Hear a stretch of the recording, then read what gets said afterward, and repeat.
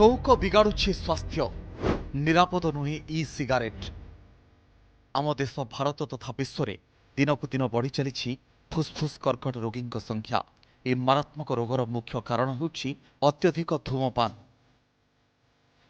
तथ्य अनुଯାयी गोटे सिगारेट रे रही थाए कर्कट सृष्टिकारी 60 रु ऊर्ध्व उपादान।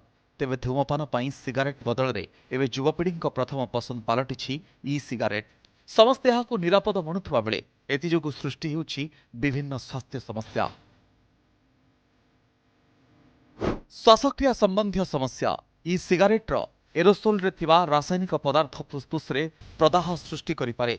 दीर्घकालीन व्यवहार द्वारा क्रॉनिक ऑब्स्ट्रक्टिव पल्मोनारी डिजीज एवं आज्मा रोगर आशंका वृद्धि। हृदय संबंधी समस्या। निकोटिन रक्तचाप एवं हृत्पिंडर गति बढ़ाई थाए जहाद्वारा हृदरोगर आशंका अधिक हुए। कैंसर आशंका। इ सिगारेट रे फॉर्माल्डिहाइड एसिटाल्डिहाइड कैंसर सृष्टिकारी उपादान। यार दीर्घकालीन व्यवहार कैंसर आशंका वृद्धि करिथाए। हार्ट अटैक गोटे कारण मुख्य कारण होची cigarette smoking. Cigarette smoking any form cigarette smoking dangerous. Usually cigarette नेले सेथिरे एप्रोक्सीमेटली 5000 डेंजरस सब्सटेंस थाई सेथिरु cadmium other harmful substances nicotine जहाँकि आमर हार्ट सहित लंग्स ब्रेन सब ऑर्गन को एफेक्ट करिथाए। सिगरेट बर्तमान एबे यंग जनरेशन आम देखुचु से स्मोकिंग अपेक्षा इ सिगरेट नहीं। इ cigarette is a not at all good. एटा भी सही मात्रा रे हार्मफुल जितेबाला आम स्मोकिंग करुचु इ सिगरेट भी सही मात्रा रे हार्मफुल।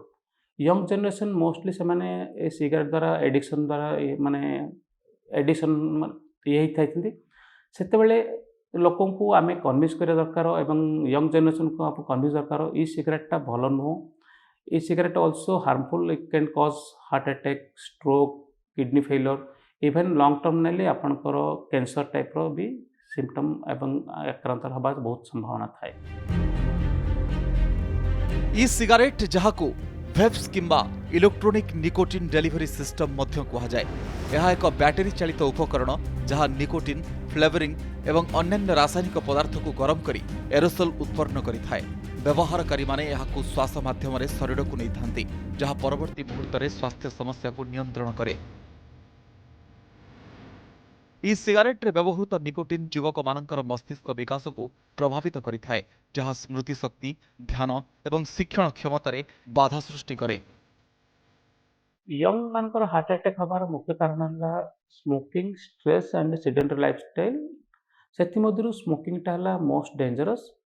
स्मोकिंग किछि लोक अबे यंग जनरेशन भावंती आमे स्मोकिंग छाड़ी इ सिगरेट नेले सेथु आमे कम चांसेस थाए सेटा भूल धारणा। इ सिगरेट आपण को स्मोकिंग रे जति हार्मफुल इ सिगरेट भी सेति हार्मफुल।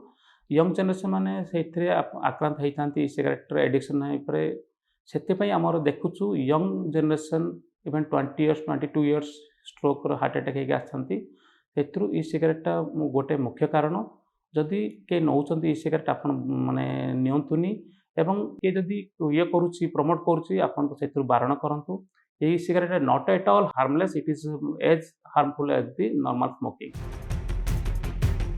सिगारेट ठारू इ सिगारेट कोनोसी प्रकार रे मध्य कम क्षतिकारक नुहे। यह पारंपरिक सिगारेटर आधुनिक रूप जहां मनीष शरीर को समान परिमाण रे क्षति पहुंचाई थाए। तेणु यहाकू धूमपानर विकल्प भावी व्यवहार करबा मूर्खामी छड़ा आउ किछि नुहे।